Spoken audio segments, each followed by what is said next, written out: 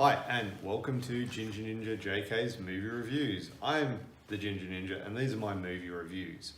So if you're a new viewer, thank you very much for tuning in and please do consider subscribing to my channel, and if you would, give this video a big thumbs up and a like, would be appreciated. If you're a returning viewer, subscriber, you know what this is about. We are going through the ABCs of horror. Each week I choose a letter in the alphabet going from A all the way through to Z, and I review a horror movie starting with that letter. So once again, thank you very much for watching and let's get on with this week's movie.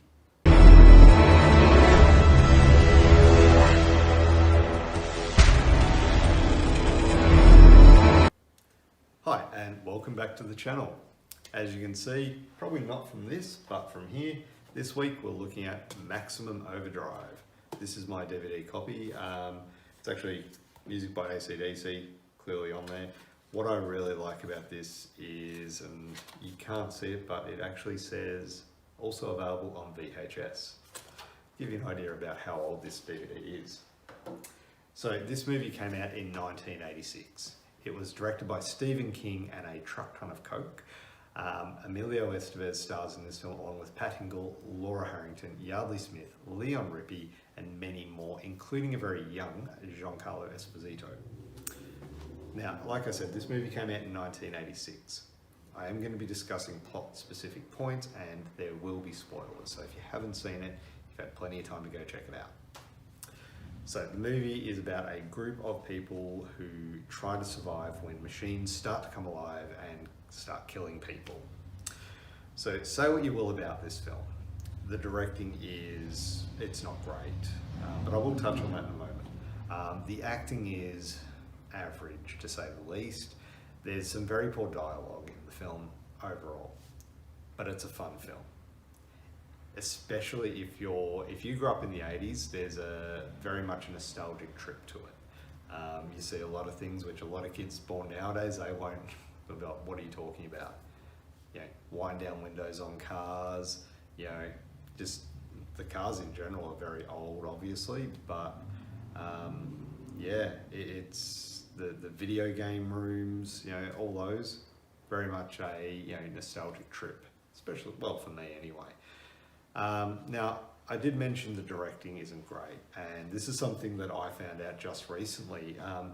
Now, Stephen King had a massive addiction to cocaine in the 80s. It was well documented. He's said himself this is not his greatest film, that it's the one and only he's ever directed. But during his time directing it, and he had this addiction to cocaine, he was going to clinics to see, to get help about it. George A. Romero, the godfather of zombie films, actually directed some of this movie. Apparently, this is a rumor. He was seen on set quite a few times and obviously was a friend to Stephen King. Another thing that I also found out about this film, if it wasn't for this movie and Stephen King, Evil Dead 2 would never have been made. So yeah, check out the IMDb link and look at the trivia in there. Interesting little side note with Dino De Laurentiis, the production company of this movie.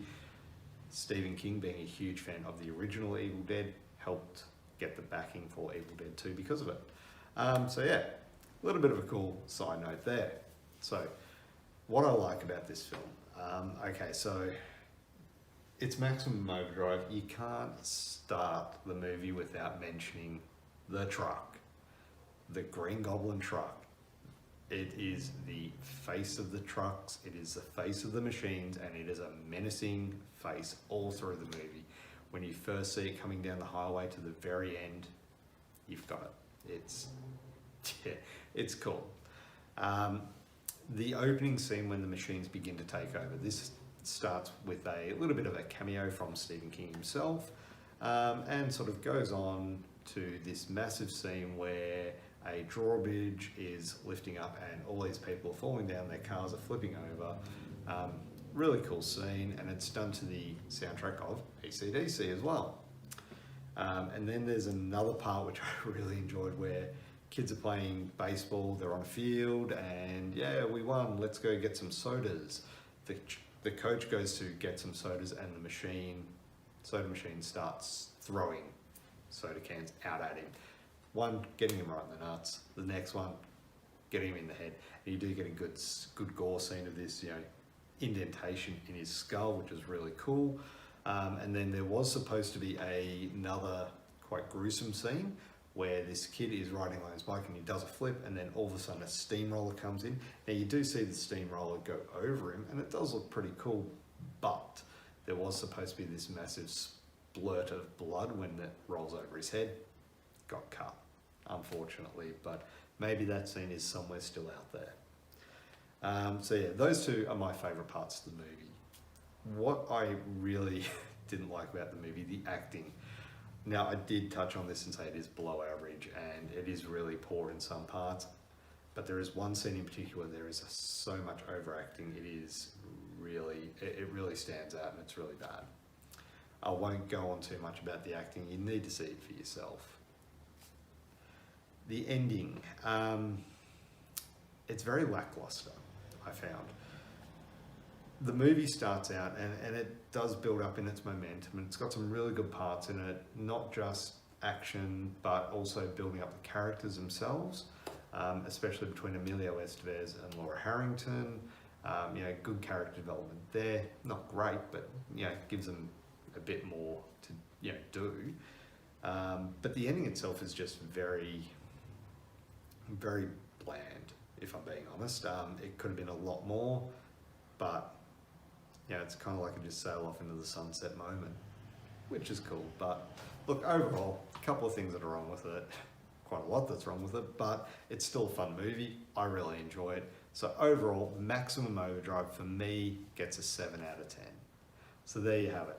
Thank you very much for watching my review on Maximum Overdrive. I hope you enjoyed it, and I hope you have seen this. And if you haven't, I hope you do get to see it. It is a fun movie, a lot of throwbacks to the 80s, so definitely check it out. Thank you very much for watching. Hope you do hit that like button, and if you haven't already, please do consider subscribing to my channel for more content. So thanks very much. Have a great day.